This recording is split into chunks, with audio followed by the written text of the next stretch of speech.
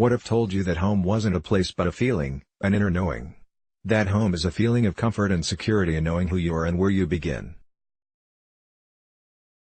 That who are you, as you are right now, is enough.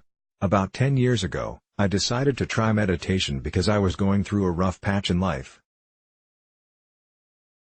Okay, more like a rough several years. It was during the recession of the late 2000s. After nearly a year of unemployment, I was working a stressful job, under financial strain, and convinced that nothing in my life was working out. I knew I had to do something to turn things around, so I devoured as many self-help and spirituality books as I could find. I read Deepak Chopra, David Simon, Louise Hay, and Eckhart Tolle, to name a few. Meditation was the recurring theme throughout everything I read. I remember my initial thoughts on meditation. I didn't want to waste time just sitting around, but I decided to give it a try anyway. My first stab at meditating, for a mere 5 minutes, was agony. My thoughts waged war on themselves, my back ached, my hips hurt. I couldn't figure out what I was supposed to be doing. If meditation was supposed to bring me peace, all it did was uncover my inner turmoil. Despite a rocky start, I went on to experiment with different types of meditation. Discovering guided meditations was a lifesaver in the beginning because they provided much-needed structure and direction. After a few years of meditating, I slowly began to see the benefits of stepping away from activity and finding stillness. I felt calmer and less reactive.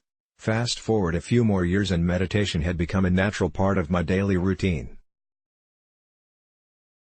I looked forward to it because it made me feel good. It made me feel good not just while I was sitting in meditation, but throughout my entire day. But there was more. After years of meditating, I realized that meditation was bringing me closer to the source of who I was. By sitting with my thoughts and emotions, positive, difficult, painful, or confusing, I learned to detach and observe whatever came up. Learning to do this made me realize that the source of myself went far beyond those thoughts and feelings. Thoughts and feelings were just white noise, and that white noise could fall away. Getting closer to the source of myself, I was ultimately finding my way home. Meditation was bringing me home, to myself. This brought a feeling of comfort and deep connection with myself that I had never experienced. And in doing so, the urgency to fix my flaws, compulsions, and anxieties gradually fell away. This self-acceptance was a brand new concept to me. I had never been taught to accept myself or that I was good enough as I was, but meditation taught me that I didn't need to look outside myself for acceptance or approval. There was nothing to fix. Everything I needed resided within me.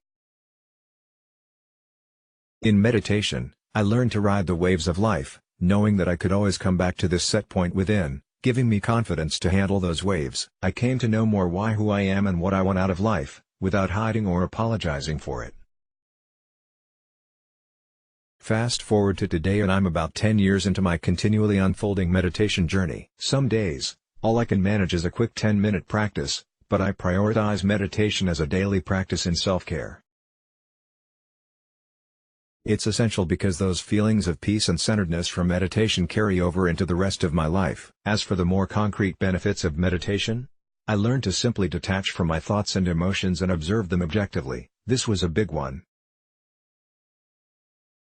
Meditation also helps me manage stress and anxiety, sharpens my focus, improves my quality of sleep, and even brings about ideas and moments of insight. I also got out of that rut I was stuck in 10 years ago. I transitioned from that stressful job to a better one, dug myself out of debt, started living my dream of traveling, and met the love of my life. My life today is unrecognizable to the one I had 10 years ago, and meditation has been a cornerstone of that transformation. I had no idea that I was on a journey home when I first started this practice, but, as it turns out, the greatest gift meditation has given me is my home within myself.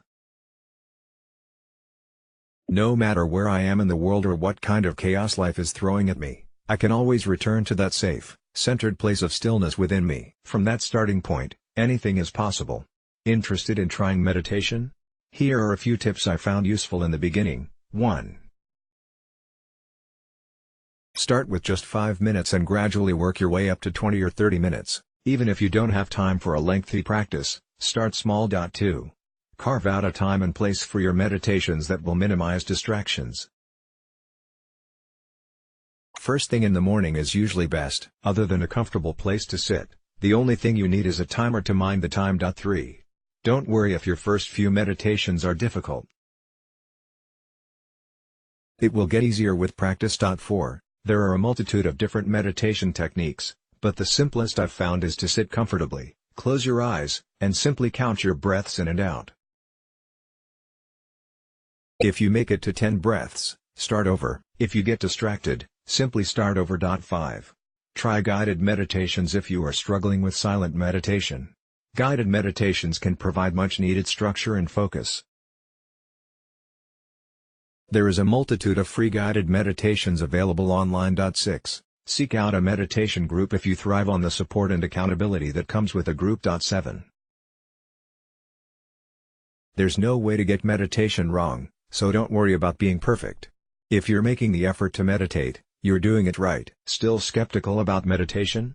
I was in the same boat many years ago, but I'm so grateful I gave it a chance. Look at it this way. You have nothing to lose but potentially a lot to gain by giving it a try.